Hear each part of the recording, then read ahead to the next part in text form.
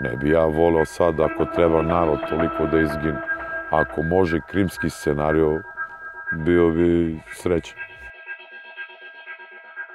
Zašto krimski? Zato što ljudi nisu ginuli. Ne znam, znate kako, želje su jedno, realnost je drugo. Mi smo klub. Ja ti sad pričam kao Saša Savić.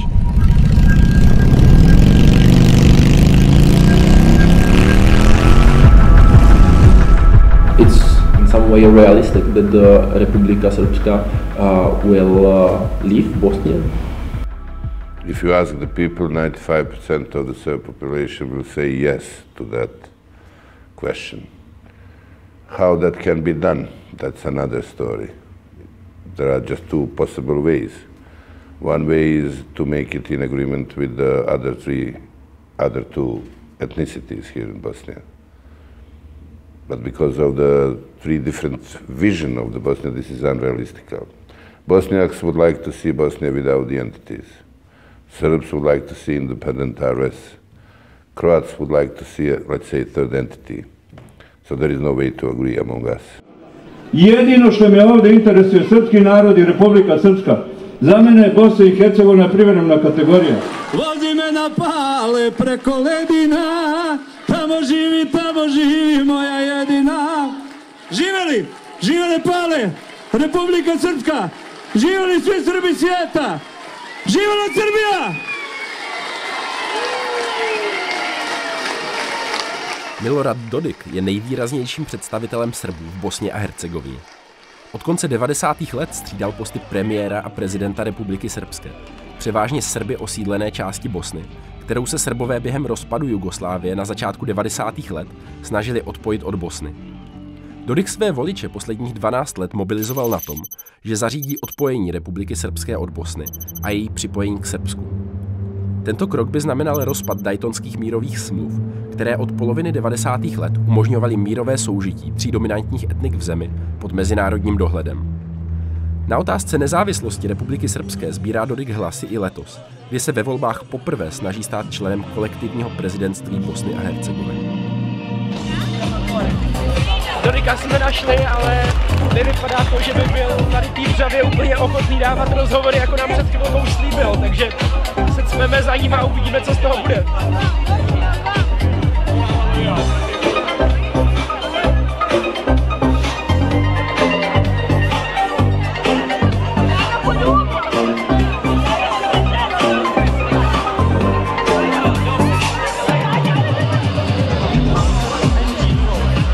Můžete říct, kdy můžeme čekat referendum o oddělení Republiky Srpské od Bosny? Ako možete reći, kad možete ovdje je bio referendum. To je bio referendum. Ali mi ne pravimo nikakve avanture. Mi poštujemo mirovni sporazum. Ja samo govorim da je moguće da provedemo Dayton kao što i nije moguće da ga provedemo. Ako ne bude se mogao provesti Dayton i ako nema dogovora u Bosni i Hercegovini, logično je da se ide na utvrđivanje nekog novog statusa. A jaké reálné kroky v současné době probíhají k tomu, aby se Republika Srpská mohla odpojit? Narod to želi, bez obzira što to ne žele neki na zapad. Ali nama je ovdje nametnut eksperiment multietničkog uređenja društva. Evo vi dolazite iz države koja nije mogla da opstane, pa se razišla. A nas ovdje gurate u nešto što je prosto nemoguće. A je na mezinárodní scéně nějaká země, která je připravená garantovat bezpečnost Republiky Srpské?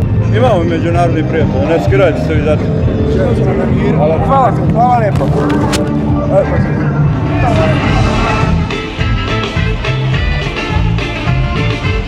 Hlavním garantem bezpečnosti Republiky Srpské je kromě Srbska i Rusko. Prezident Dodik a Vladimír Putin jsou osobně blízcí přátelé. Jen za poslední 3 měsíce se oba prezidenti setkali 2krát. Bosna je zároveň jednou z posledních 4 zemí v regionu, která stále není v NATO.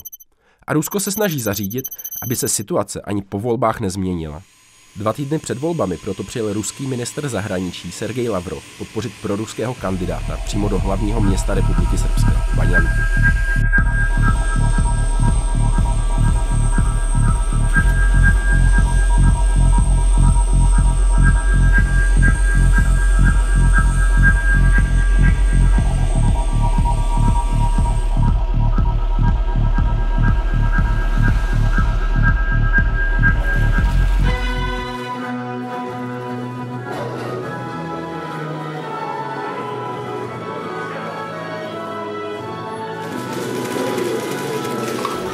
želim da, i to smo danas rekli, odbacim bilo kakve spekulacije i tvrdnje koje čujemo sa druge strane koje govore o lošem utjecaju Ruske federacije ovdje i da kažem da je Ruska federacija za nas prijatelj s kojim mi želimo da razvijamo višestruke odnose na svim pitanjima, prije svega ekonomskom i kulturnom, obrazovnom, na svakom drugom nivou i političkom. И считаем абсолютно своевременным, если даже не перезревшей задачей, освобождение Боснии и Герцеговины от элементов внешнего управления и окончательное превращение страны в независимое, суверенное государство, которое распоряжается своими вопросами, своей судьбой. И абсолютно неприемлема линия некоторых внешних игроков, которые пытаются поставить народы Balkánského regionu před výběrem lибо s Západem, lибо s Rusí. Zatímco Rusko má na své straně vládu Republiky srbské a prezidenta Dodika, ze zemí Evropské unie byl zatím pokaždé vybrán vysoký představitel pro Bosnu a Hercegovinu, mezinárodně jmenovaný úředník, který dohlíží na naplňování Daytonských mírových dohod. A vysoký představitel má právo odvolat kteréhokoliv politika, který by dohody porušoval, včetně prezidenta Dodika. To, что до сих пор существует аппарат высокого представителя, назначаемый Западом, который может отменять любые договоренности между тремя конституционными народами, я считаю, это просто явление недопустимое на данном историческом этапе.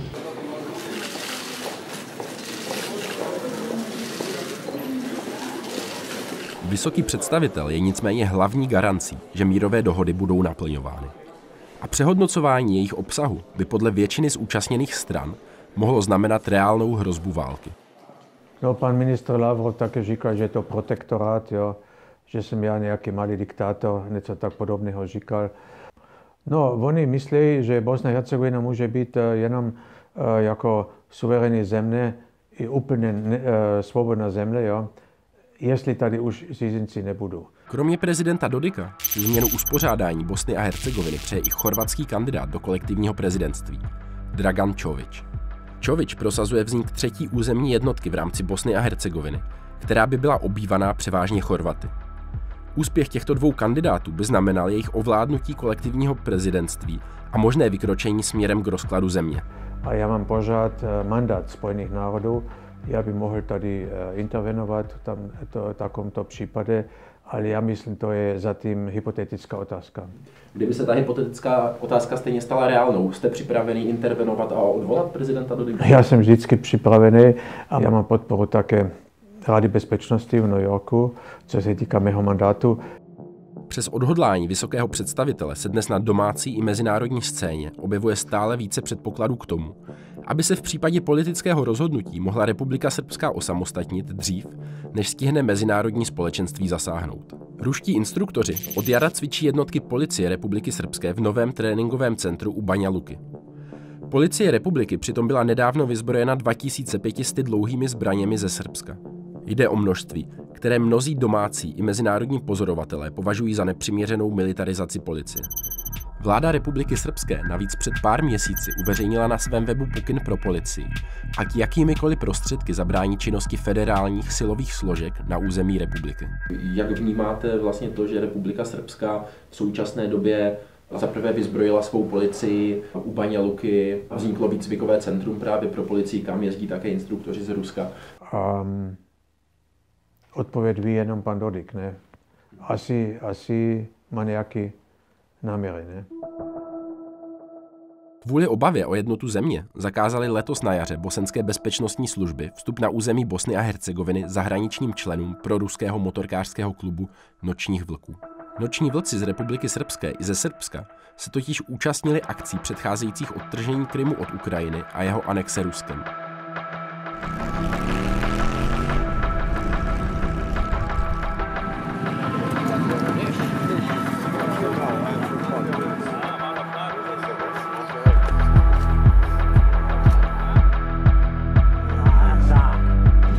Ne znam tačno gde u Kaliningrad ili u kom mestu u Rusiji su se susreli prvi put sa noćnim vukom. I tako je počela ta priča. Počela je priča pravoslavlje, patriotizam, nacionalizam, ali zdravi nacionalizam, ne šovinizam.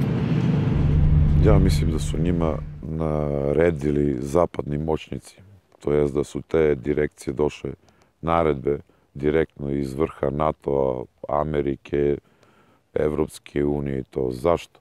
Oni se plaše naših dela, a mi nemamo nikakva loša dela, sem što se vozimo, družimo i vrednujemo, čuvamo naše tradicionalne korene, znači našu historiju, našu veru. A když k sobě Rusko připojilo Krym, ty jsi jel vlastně na Krym a do Sevastopolu. Co to pro tebe znamenalo? Kada su krenule barikade, ja sam otišao dole. Ja nisam otišao dole kao neki ratni huškač, nego sam video isti scenariju koji se desio u Jugoslaviji. I poučeni našim iskustvom, ja sam hteo da odem i da dam doprinos našem bratskom ruskom i ukrajinskom narodu da ne dođe do bratoubilačkog rata. Mi smo, noćni vukovi, to radili. Mi smo sprečavali da brat na brata digne pušku. Naravno, svi mi želimo da budemo Vladimir Putin. I svi mi ovde na Balkanu želimo da imamo takvog lidera. On poštuje nas. Mi poštujemo ono za što se on zalaže. Stalno, znači mi imamo sličnu ideologiju, sličnu neku, on vodi politiku, a mi se vodimo. Když jsme po natáčení seděli se Sašou v kavárně, tak nám ukazoval svůj Instagram, na kterém jde vidět docela dost fotek, na kterých je s Putinem, si dává selfiečka, když jel s ostatníma nočníma vlkama na Krym, jak je tady se šéfem nočních vlků Zoltostanovem, s Putinem, a v jiné situaci zase s Putinem. Pak když dostává ocenění od Sergeje Šojgu, ruského ministra obrany na Krymu, a třese se s ním rukou. Organizací, které udržují dobré vztahy s Ruskem, je v Republice Srbské hodně. Většina z nich svůj příklon k Rusku vysvětluje pravoslavím a tradičními hodnotami. Za nelibostí vůči západu stojí hlavně vzpomínky na bombardování Srbska letadly NATO během války v Kosovu. Mezi tyto organizace patří například váleční veteráni Republiky Srbské. Bosenský ministr pro bezpečnost letos na jaře prohlásil, že organizace představuje nebezpečí pro Bosnu a Hercegovinu, protože se členové její mládežnické organizace trénují v Rusku pro boj. Její členové to popírají, ale zároveň dávají najevo, že si z řečí ministra bezpečnosti nic nedělají. Ne, čak smo poslije tih njegovih izjava koje su bile u periodu januar-mart ove godine, čak nam je za 20% članstvo poraslo i naša popularnost. Poslije svega toga što se izdešava. Pa banjalučka organizacija ima negdje otprilike oko 2600 članova. A na nivou Republike Srpske mislim da smo negdje otprilike 20-ak i koju hiljadu. Ima jedinica znači koja broji 50-ak, 60 uniformisane djece. To je jedna naša jedinica koja je čisto protokolarnog karaktera. Znači kad su obilježavanja nekih godišnjica, polaganje vijenaca, ne znam da li ste imali priliku, da li ste pratili, imali smo mi i učestvovali smo u svečanom defileu povodom Dana Republike 9. januara, pa imaju snimci o tome, možete to i pogledati na YouTube. Členové těchto organizací vyjadřují při setkání touhu po míru. Zajistit jej mají Daytonské dohody, které chápou především jako ochranu současné autonomie Republiky Srbské v rámci Bosny a Hercegoviny. Zároveň ale dávají jasně najevo, na jakou stranu by se přiklonili ve chvíli, když by se Daytonský systém začal rozpadat. Prezident Dodik často mluví o tom, že přišel čas vyhlásit referendum o samostatnosti Republiky Srbské. Kdyby to bylo potřeba, přišel by si na pomoc? A što ne bi? Kad sam već jednom bio, što ne bi drugi put opet. Mislim, molim Boga da nađu zajednički jezik u BiH federaciji, da se Republika Srpska poštuje onoliko koliko se od stranog faktora poštuje i BiH. Ako ste mogli Kosovo da nam uzmete, kulturno onako, što i Dodik da se ne odvoji od Daytona i da se pripojí Srbiji. Na Sašových fotkách z výletu srbských nočních vlků na Krym byla ještě jedna zajímavá postava. Předseda nočních vlků v Republice Srbské Goran Tadić. Tadić dělá osobního řidiče ministra energetiky Republiky Srbské. Zastavili jsme se proto o celém tématu promluvit přímo s ministrem. A zjistili jsme, že měl na starosti také nedávnou slavnost vysvěcení nového chrámu rusko-srbského přátelství v centru Banja Luky.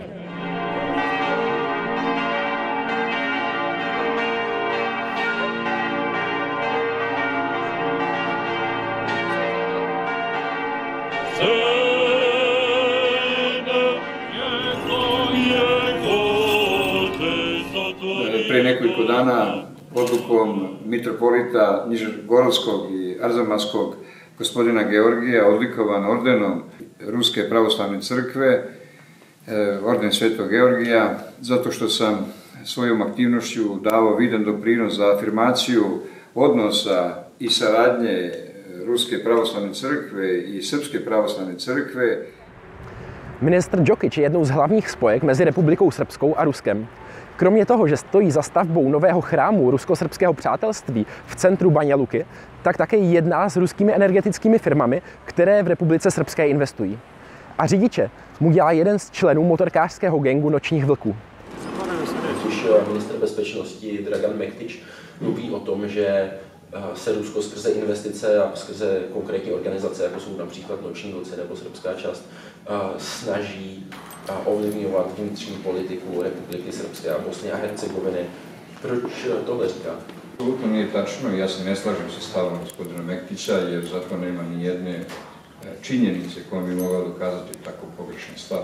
Konkretno Noćni vukovi su, po mom ličnom mišljenju, jedna prekrasna organizacija divnih ljudi koji nose u sebi upravo ovu namjeru da pomognu razumijevanju između naših naroda, da poboljšaju i motivišu ljude na veći nivo saradnje, razumijevanja, a sve u interesu da sav ovaj naš region bude miran, normalan, stabilan, ali isto tako da se promoši i prijateljstvo između drugih naroda i na našem prostoru i sa ruskim narodom. Vnímáte vlastně nějaké nebezpečí pro Republiku Srpskou, kvůli kterému je potřeba podporovat výcvik a zbrojení zdejší policie? Mi ništa nismo učinili posljednjih godina kada je u pitanju opremanje policije Republike Srpske, nego ono što čini svaka druga država koja brine o svojoj bezbjednosti i o potrebi da ta bezbjednost bude na vyšším nivou. Obecně v současném světě, v současné situaci vnímáte nějaké bezpečnostní ohrožení pro Republiku Srpskou? Mi imamo strah za bezbjednost Republike Srpske ukoliko ne bismo imali mogućnost da se kvalitetno dogovaramo na nivou Bosne i Hercegovine, zato što smo stalno suočeni sa nastojanjima da se odstupa od Dejtonskog mirovnog sporazuma, da se od Republike Srpske zahtijeva da ona nastavi dalje prenos svojih nadležnosti na institucije Bosne i Hercegovine mimo Dejtonskog mirovnog sporazuma. Vztahy mezi jednotlivými etniky v zemi jsou dnes často napjaté. Nabízela se tak otázka, jestli není reálné nechat každé z nich, ať si zvolí budoucnost podle vlastních preferencí. So isn't it in the end like easier to let Republika Srpska to live as they like and like the rest of the country join the NATO and EU? I don't think that this will be acceptable for the Bosniaks because this will mean the break of the whole country. Yeah.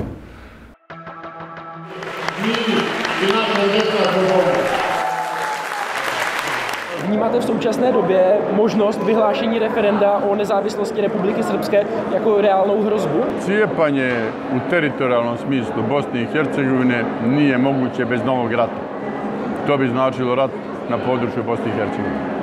Sa ogromnim mogućnostima da se u taj rat miješaju i neke druge velike sile i to bi moglo da podsjeti na Varnicu kao kada je Prvi svjetski rat počeo u Sarajevu atentatom koji je izvršio Gavrilo Princip.